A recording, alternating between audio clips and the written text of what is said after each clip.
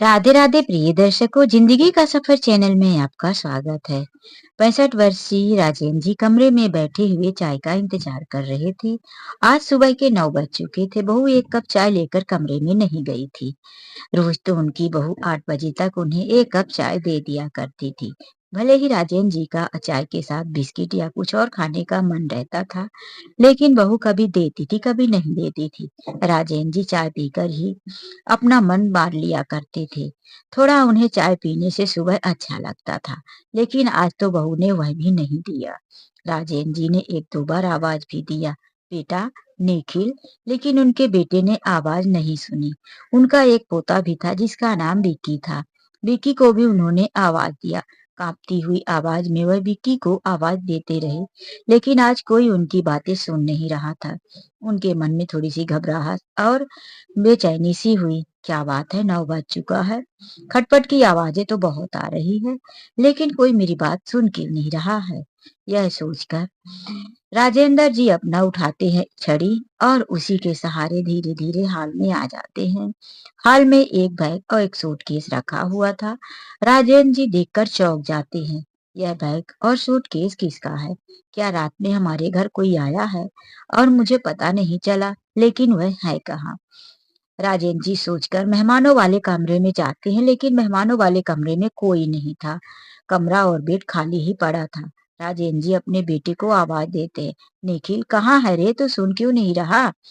राजेंद्र जी की बातें सुनकर निखिल, जो अभी कपड़ा पहन रहा था, कोट और टाई पहने हुए, कोट की बटन सेट करते हुए आकर कहता है, क्या है पापा, क्यों आवाज दे रहे हो?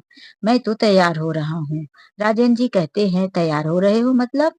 बेटा, हॉल में रखा हुआ बैग और सूटकेस किसका है? निखिल कहता, ओ पापा, बताना ही भूल गया था। मैं और आपकी बहू स्नेहा, आपका पोता विक्की, हम लोग छुट्टियों के लिए 15 दिन को बाहर जा रहे हैं। यह सुनकर राजेंद्र जी चौंक जाते। बेटा, हमने तो बताया भी नहीं कि तुम लोग बाहर जा रहे हो। अचानक से प्लानिंग कैसे बना लिया बेटा? अब निखिल झुझलाकर कहता है, पापा, हर बात आपको बताना जरूरी है क्या? आप भी ना सुबह सुबह कहाँ की बातें लेकर बैठ गए। स्नेहा यार, जल्दी चलो, लेट हो रहा है। वैसे भी तुमने कितना देर लगा दिया है। विकी कहाँ है? जल्दी से उसे तैयार करो। एक ही लाइन में उसने सबको कह दिया। राजेंद्र जी का मुंह खुला रह गया। उन्होंने कहा, बेटा, आज चाय नहीं बनी क्या घर पर? बहू भी अब आ गई। नहीं पापा जी, चाय नहीं बनाई हूँ। हाँ, सुबह की 4-5 रोटियां रखी है किचन में, मैं रख दी हूँ, आप उसे खा लेना। फ्रिज में ताला लगाकर जा रही हूँ, बाकी अलमारियों को भी लॉक कर दिया है। आपकी जरूरत की चीजें ही किचन में रख दी हूँ। यह सुनकर राजेंद्र जी किचन में जाते हैं। किचन में देखा कि जिस अलमारी में नाश्ते के डिब्बे रखे हुए थे, उस अलमारी में ताला लगा है। जरूरत की चीजों के नाम पर थोड़ा सा चावल, दाल और थोड़ी सी आटा बचा हुआ था, जो कि लगभग 2 टाइम के लिए ही रहा होगा।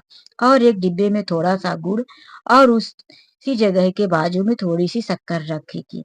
राजेंद्र जी ने कहा, बहू, दूध कहाँ है? मैं चाय बना लेता हूँ। लेकिन स्नेहा ने कहा, बाबूजी, हमने फ्रिज में ताला लगा दिया है। अब हमारे पास इतना टाइम नहीं है कि फ्रिज की चीजें निकाल कर आपको दूं और वापस लॉक करूं। एक दिन चाय नहीं पियोगे तो मर नहीं जाओगे। जाओ, किचन में रोटियां रखी है, वही खा लेना। कहते हुए अपना पर्स कंधे में लटकाई और से ऊंची हील की सैंडल खटखट करती हुई निखिल के साथ जाने लगी। और जाते जाते दरवाजे पर उन्हें हिदायत देकर गई कि पापा जी, घर की साफ सफाई रखना, जगह जगह कूड़े कचरे मत करे रहना और घर का अच्छे से ध्यान रखना। राजेंद्र जी की अब जो पेट में भूख और चाय की तलब लगी थी, वह घबराहट में बदल गई। वह सोचने लगे, 4 रोटियां और एक छोटे से डिब्बे में आधा किलो चावल, आधा किलो आटा और वहीं 100-150 ग्राम गुड़ और उतना ही शक्कर, इतने में 15 दिन का गुजारा कैसे होगा? वह किचन से निकलकर जल्दी से आकर कहते, बेटा, मेरे लिए कुछ पैसे देकर जाओ, मैं इतने में सामान में कैसे गुजारा कर लूंगा? निखिल ने कहा, पापा, किचन में सारा सामान तो स्नेहा आपके लिए छोड़कर जा रही है, फिर आप अकेले में कितना खा लोगे? यह बात सुनकर उनके मुंह से आवाज नहीं निकली। मेरे बेटे को मैं कैसे समझाऊं कि आधा किलो चावल में कितने दिन खाऊंगा?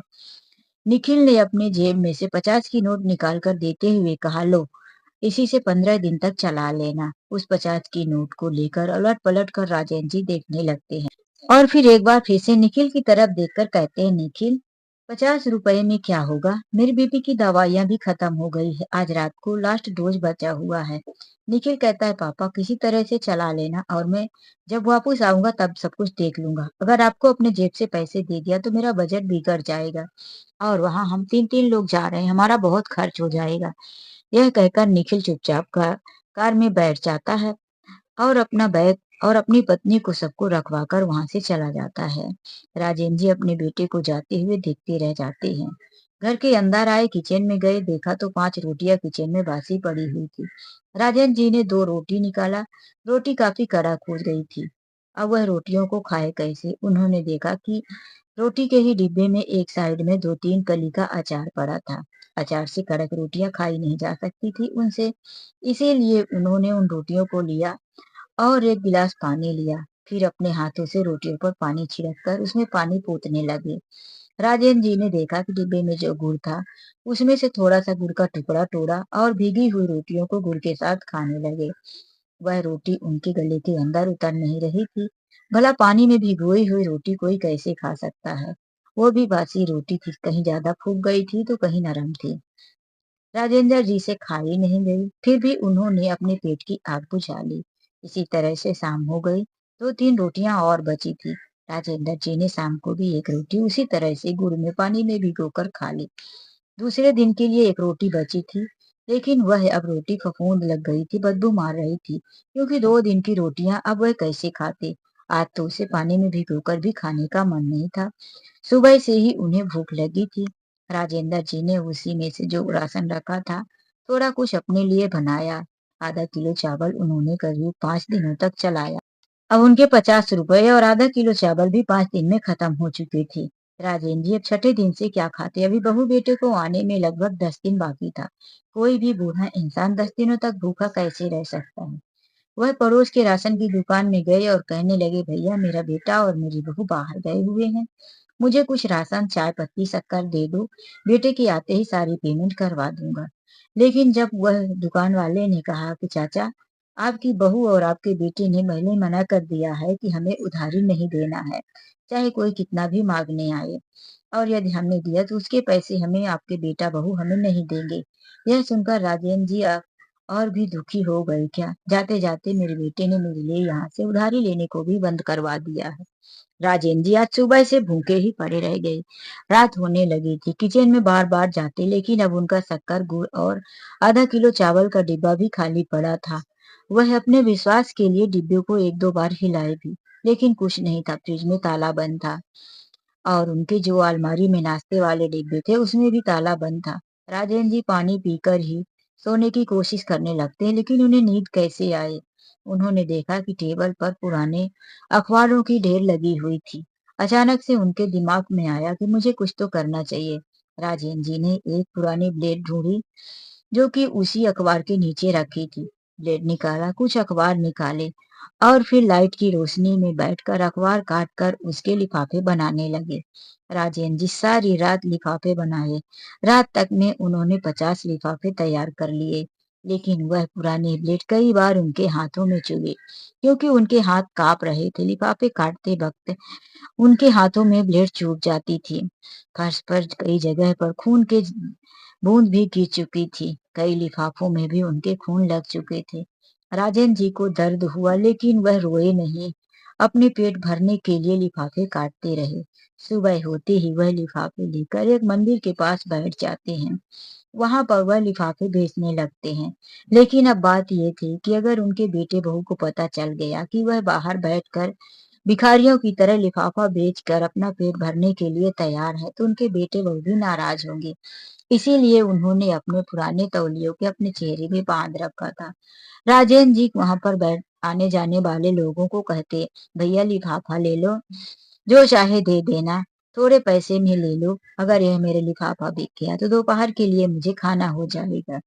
अब तक राजेंद्र जी के 4-5 लिफाफे बिके हुए थे, लेकिन अभी भी वह लिफाफे पड़े हुए थे। राजेंद्र जी बोल बोल कर थक चुके थे। तभी वहीं पर एक कार आकर खड़ी होती है। राजेंद्र जी उस कार से उतरे हुए व्यक्ति को भी देखकर पहचानने की कोशिश करते हैं। फिर वह पहचान भी लेते हैं। अब वह अपने चेहरे को और अच्छी तरह से ढक लेते हैं। उन्हें लगता है कि कहीं वह व्यक्ति मुझे पहचान ना ले। राजेंद्र जी एक जमाने में प्राइवेट ट्यूशन टीचर हुआ करते थे। सरकारी नौकरी ढूंढने की काफी कोशिश की लेकिन उन्हें नहीं मिली। तो वह प्राइवेट स्कूल में पढ़ाते थे और प्राइवेट घर पर भी ट्यूशन लिया करते थे। वह व्यक्ति उतरकर मंदिर की सीढ़ियों की तरफ जाने लगा तो राजेंद्र जी ने आवाज लगाया, ले लो भैया, ले लो बेटा, लिफाफे ले लो। इस लिफाफे में प्रसाद ले लो, फूल ले लो। यह लिफाफा बड़ा मजबूत है, मैंने डबल पेपर करके बनाया है, फटेगा नहीं, मेरे हाथों से बनाया हुआ है। उनकी आवाज सुनकर वह जाता हुआ व्यक्ति ठहर जाता है। वापिस आकर कहता है, लिफाफा कैसे है अंकल? अंकल, ऐसा लग रहा है कि मैं आपको जानता हूँ। लेकिन उसकी आवाज सुनकर राजेंद्र जी कहते, बेटा मैं तो गरीब हूँ, भिखारी हूँ, यहाँ भीख मांगता हूँ, कभी आके देखा होगा, बस और कुछ नहीं है। लेकिन उस व्यक्ति को जिसका नाम था सुमित, वह बैठ जाता है घुटनों पर। नहीं, मैंने यह आवाज को काफी महसूस किया है और मैं अच्छी तरह से जानता हूँ। उसने पकड़कर उनके चेहरे का तौलिया अलग कर दिया। राजेंद्र जी का चेहरा सामने था। वह देखकर मुंह पे हाथ रख लेता है। राजेंद्र सर, आप यहाँ? और इस हालात में? आपका तो एक बेटा निखिल जो इंजीनियर हो चुका था, काफी बड़ी कंपनी में उसकी नौकरी लगी थी। जब आप लास्ट टाइम ट्यूशन लिया करते थे तो आपका बेटा भी काफी पैसे कमा रहा था, लेकिन आप यहाँ इस तरह से इस हाल में। राजेंद्र जी उन्हें कुछ बताना नहीं चाहते थे क्योंकि वह राजेंद्र जी का ही एक स्टूडेंट हुआ करता था। राजेंद्र जी ने कहा, अरे बेटा, ऐसी कोई बात नहीं है। निखिल और मेरी बहू स्नेहा कुछ दिनों के लिए छुट्टियां मनाने बाहर गए हुए हैं और घर पर वह जो भी सामान रखकर गए थे खत्म हो गया है, इसीलिए मैं यहाँ। यह कहकर वह चुप हो गए। उनकी बात सुनकर सुमित ने कहा, लेकिन उन्हें आपकी पूरी व्यवस्था करके जानी चाहिए था ना। इतना क्या रख कर गए थे कि जो 2-4 दिन में ही खत्म हो गया। और फिर आपको इस तरह से अकेला तड़पता हुआ छोड़कर कोई नौकर रख के जाना चाहिए था। माना कि आपकी वजह से वह अपनी लाइफ रोक नहीं सकते, उनको भी घूमने फिरने एंजॉय करने का अधिकार है, लेकिन बूढ़े पिता का भी ध्यान रखना उनका ही फर्ज है। अब तक राजेंद्र जी की आंखों में आंसू आने लगे थे। राजेंद्र जी दोनों हाथ मोड़कर जो अपने पैरों पर रखे और अपने घुटनों को सीने से लगाए हुए बैठे थे, लेकिन अब जब वह अपने हाथ उठाकर आंसू पोंछते हैं तो उनकी उंगलियों में कई जगह ब्लेड के चीरे लगे हुए थे। खून बहकर जम गया था। यह देखकर सुमित ने उनके हाथ को अपनी तरफ खींचा और कहा, अंकल जी, आपके हाथों में ये जगह जगह निशान कैसे हैं? आपको तो ऐसा लग रहा है कि काफी चोट लगी है। राजेंद्र जी ने फिर से हाथ को मोड़ लिया। सुमित ने कहा, बताइए ना सर, क्या हुआ है आपके हाथों में? राजेंद्र जी ने कहा, बेटा यही लिफाफा मैंने रात को काटा। थोड़ा थोड़ा अंधेरा, लाइट की रोशनी में मुझे बराबर दिख नहीं रहा, हाथ कांप रहा था जिसकी वजह से ब्लेड इधर से उधर लग जाता था। निखिल ने कहा, राजेंद्र सर, आपके साथ बहुत बुरा हुआ। उसने उनको उठाया। राजेंद्र जी ने अपना लिफाफा भी उठा लिया और निखिल उन्हें ले जाकर मंदिर के एक कोने में साफ जगह में बैठाया और फिर वहीं पास में बने हुए एक कैंटीन में जाकर उनके लिए एक गिलास गरम दूध और कुछ नाश्ता लेकर आया। बोला, सर पहले आप कुछ खा लीजिए। राजेंद्र जी निखिल से कह पाते कि बेटा मैं कुछ नहीं खाऊंगा, मेरा मन नहीं है। बहुत सोचते थे कि मैं मना कर दूं, उनका संस्कार उन्हें यह सब करने के लिए रोक रहा था, लेकिन पेट में इतनी आग लगी हुई थी कि एक बार भी मना नहीं कर पाए। भूखे शेर की तरह दूध और ब्रेड पर झपट पड़े। जल्दी जल्दी उन्होंने ब्रेड को दूध में डुबो डुबो कर खा लिया। निखिल समझ रहा था कि काफी समय से राजेंद्र जी भूखे हैं, पेट की आग बुझाने के लिए यहाँ पर बैठे थे। उसने मंदिर में माथा टेका और राजेंद्र जी को अपने कार में बिठा लिया। चलिए सर मेरे घर। राजेंद्र जी मना करते रहे, बेटा मुझे मत लेकर जाओ, मैं यहीं ठीक हूँ। अब तो तुमने मुझे दोपहर का खाना नाश्ता पेट भर के करवा दिया है। मेरा पेट दूध और ब्रेड से ही भर गया है। अब मैं अपना लिफाफा बेचकर शाम के लिए कुछ व्यवस्था कर लूंगा। सुमित ने कहा, सर मैं आपको इस हालात में नहीं छोड़ सकता। आप मेरे गुरु हैं। आपके द्वारा पढ़ाने जाने पर ही मैं आज शहर का सबसे बड़ा वकील बन पाया हूँ। सर आपको पता है ना कि मैं अनाथ था। मैं अपनी पढ़ाई 8वीं के बाद ही छोड़ने वाला था, लेकिन आपने मेरी कितनी मदद की। आपने कहा, बेटा अगर तू मन लगाकर पढ़ेगा तो तेरी सारी पढ़ाई का खर्च मैं निभाऊंगा। और सर आपने मुझे पढ़ाया लिखाया और फिर मैं एलएलबी करने के लिए बाहर चला गया, जहां मैं अपनी ही दुनिया में खो गया। लेकिन आपका एहसान मेरे ऊपर हमेशा रहा। मैं आपको याद करता रहा। मैं सोचा ही था कि आपसे मिलने जाऊंगा, लेकिन अब इस तरह से हमारी आपकी मुलाकात होगी मैंने कभी सोचा भी नहीं था। आप अब मिल गए हैं तो आपको मैं इस हालात में कैसे छोड़ सकता हूँ। सुमित राजेंद्र सर जी को अपने घर लेकर चला आता है और वह उनकी लड़की का नंबर मांगकर उनसे फोन करके बातें करता है। निधि, तुम्हारे पापा जी से मिलना है तो जल्दी से जल्दी मेरे घर आ जाओ। निधि जो उनकी बेटी राजेंद्र जी की थी अपने ससुराल में खुश थी।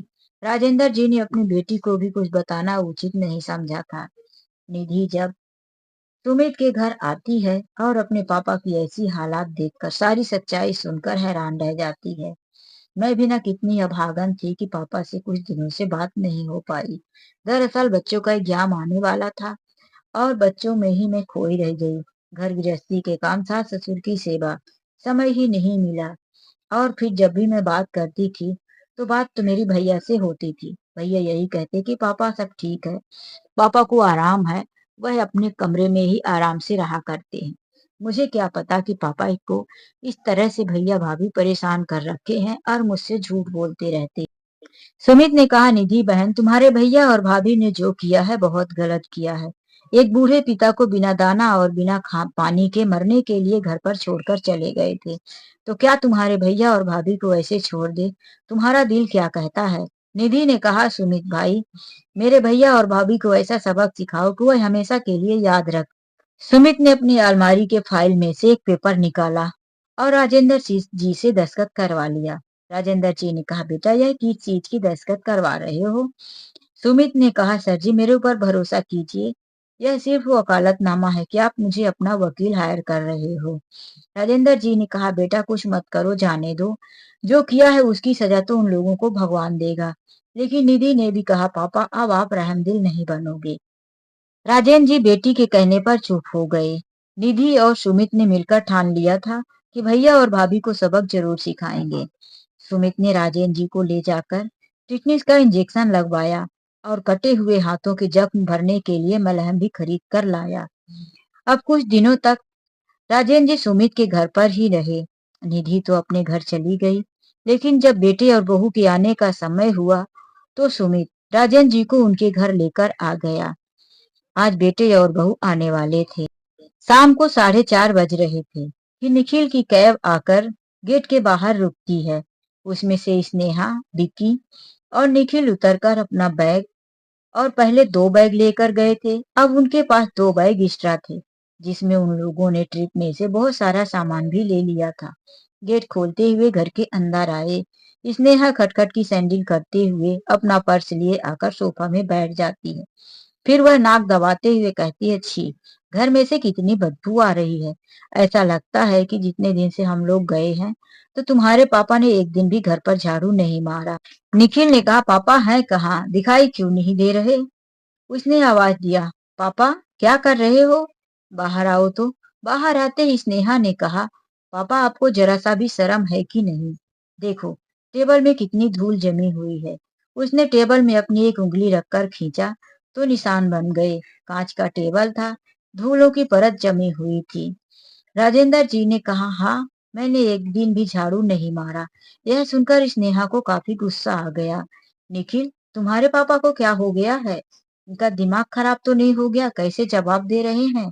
हमने 15 दिन के लिए इनको घर पर क्या छोड़ दिया कि यह घर के मालिक बन गए और हमें कैसे जवाब दे रहे हैं?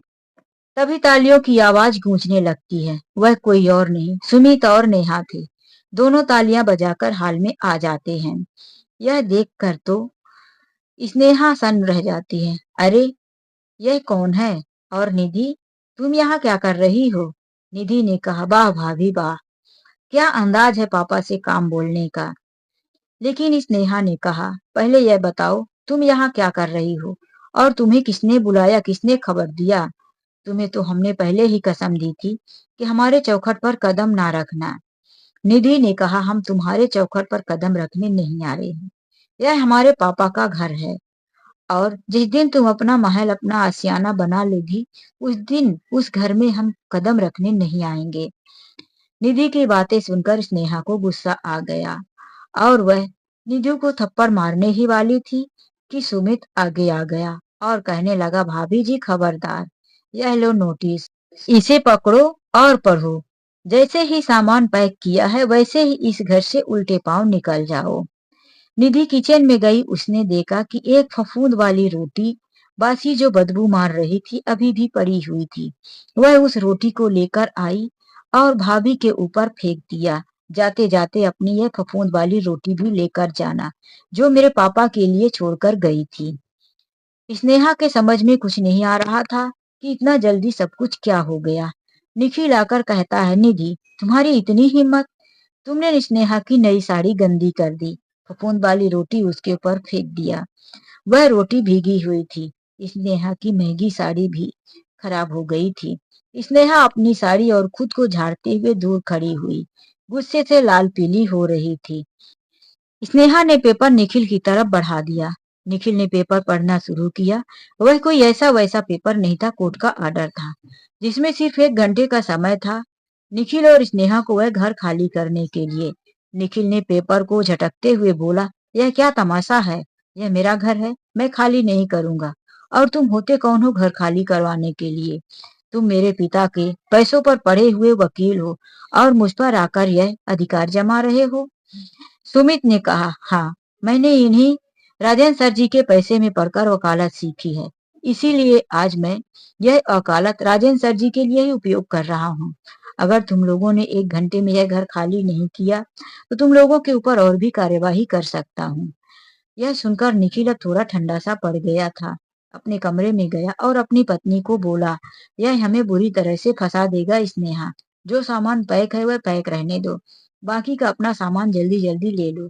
स्नेहा ने कहा, छोटी मोटी चीजें छोड़ो, कीमती चीजें जल्दी जल्दी भर लो, कुछ मेरा जरूरी सामान छूटना नहीं चाहिए। दोनों बार बार घड़ी देखते और अपनी जरूरत की सारी चीजें उठाने लगे। निखिल जल्दी से पापा के कमरे में गया। वहां पर कोई कीमती चीज होगी तो वह ले लेता। उसने अपने पापा की पुरानी अलमारी खोला। उसमें देखा एक छोटा सा लोहे का बक्सा था जिसका ताला खुला हुआ था। उसने उस बक्से को खोला, देखा एक पेपर में 200 रुपए लपेटे हुए रखे थे, पुरानी नोटें थी। निखिल ने उस पेपर में पढ़ना शुरू किया। कुछ लिखा भी था, 6 महीने के बाद मेरे लाडले बेटे निखिल का जन्मदिन आने वाला है। इस बार मैं अपने बेटे के लिए इतना पैसा जोड़ लूंगा कि उसे अपने हाथों से एक शर्ट खरीद कर दूंगा। जब से बूढ़ा हो गया, अपने बेटे के लिए कुछ लाकर नहीं दिया। यह पढ़कर अब निखिल की आंखों में आंसू आ गए। मैं अपने पिता के लिए इतना बुरा सोचता रहा, लेकिन मेरे पिता को कभी 10-20 रुपए जो मिलते थे, उसी से मेरे पिता बचा बचा कर मेरे लिए शर्ट खरीदना चाहते थे। मैं भी कितना गैर जिम्मेदार बेटा निकला। आंसू पोंछते हुए बाहर आया। स्नेहा ने कहा, क्या हुआ? निखिल ने कहा, कुछ नहीं, अब जो कुछ होना था हो गया, अब कुछ नहीं हो सकता स्नेहा, चलो। और बाहर आया और कहने लगा, पापा मैं मानता हूँ कि मुझसे बहुत बड़ी गलती हो गई, क्या आप मुझे अंतिम बार माफ नहीं कर सकते? राजेंद्र जी अपने बेटे से थोड़ा दूर सरक गए और कुछ बोले ही नहीं, क्योंकि उनका भी गला भरा हुआ था। अगर वह बोलते तो टूट जाते, उनकी आंखों से आंसू बह जाते, वह रो पड़ते। लेकिन अब बेटे बहू ने हद पार कर दी थी, वह कुछ नहीं बोले। स्नेहा अभी भी गुस्से में थी। निखिल अपने पापा की तरफ रोता हुआ आंसू पोंछा और अपनी पत्नी के साथ घर से निकल गया। कुछ दिनों तक निधि पिता का रहकर साथ देती रही, फिर उसने एक नौकरानी रख दिया। निधि ने पिता के लिए 2 कमरे छोड़कर बाकी के कमरे किराए पर दे दिया। राजेंद्र जी का 2 कमरों में गुजारा हो जाता था और जो पैसे आते थे नौकरानी और घर खर्च में हो जाता था। अब वह किसी के ऊपर निर्भर नहीं थे। उनकी मदद सुमित भी किया करता था। समय समय पर निधि भी आकर उनकी देखभाल करती थी। यह सब गुजरे हुए अब 20 साल हो चुका था। निखिल और स्नेहा का बेटा विक्की भी जवान हो गया था। उसकी शादी हो चुकी। विक्की की पत्नी का नाम डाली था। स्नेहा को एक बीमारी हो गई थी, कैंसर। कैंसर की वजह से स्नेहा की मौत हो गई थी। निखिल व्हील चेयर पे था। निखिल को भी लकवा मार गया था। दोनों हाथ और उसका मुंह टेढ़ा हो गया था। वह खिलाने पर ही खाता था। यदि दोनों हाथ से कोई चीजें उठाता भी तो भी आधी गिरती और आधी उसके मुंह तक जाती थी। सुबह के 9:30 बज रहे थे। निखिल एक कप चाय का इंतजार कर रहा था। मन में सोच रहा था, डाली बहू चाय भेज दिया करती थी, 8:30 बजे तक तो मिल ही जाती थी, लेकिन आज ना जाने क्या हुआ। उसने कई बार आवाज भी दिया, विक्की बेटा चाय बनी कि नहीं, लेकिन उसकी लड़खड़ाती हुई आवाज को किसी ने सुना ही नहीं। वह व्हील चेयर पर धीरे से बैठता है और सरकाते हुए बाहर निकला। हाल में देखा कि एक बैग और एक सूटकेस रेडी था। उसने पूछा, विक्की कहीं जा रहे हो क्या? हाई हील की सैंडल, जीन्स और छोटा सा टॉप पहने हुए, कंधे में पर्स लटकाए डॉली आती है और कहती है, हाँ विकी की कंपनी ने हम लोगों को 3 महीने के लिए विदेश भेजा है और हमारे आने जाने का खर्च भी तय किया है। हमारी 11 बजे की फ्लाइट है। यह सुनकर तो निखिल के मानो पैरों तले जमीन सरक गई। बेटा बहू तुम दोनों 3 महीने के लिए जा रहे हो, मेरा क्या होगा? डॉली ने कहा, कुछ नहीं होगा, जैसे तैसे करके अपना गुजारा कर लेना। और हाँ, फ्रिज में कोई सामान नहीं है, मैंने फ्रिज को खाली कर दिया है। किचन में कुछ राशन और नाश्ता पड़ा हुआ है, कर लेना। निखिल को एक एक शब्द याद था जब उसकी पत्नी स्नेहा ने इसी तरह से उसके पिता राजेंद्र सिंह को कहा था कि किचन में कुछ पड़ा है, नाश्ता खाना वह खा लेना। यह सुनकर उन्हें अपनी पूरी पुरानी बातें याद आने लगी।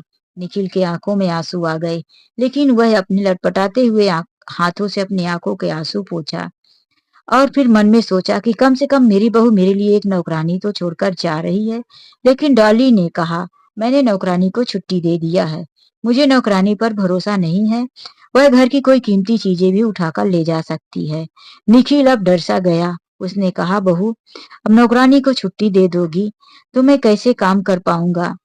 उनकी लड़खड़ाती हुई आवाज को डॉली ने सुना ही नहीं और वह फिर से कहती है, मेरे पास टाइम नहीं है, फ्लाइट का समय हो रहा है, चलो विक्की जल्दी करो।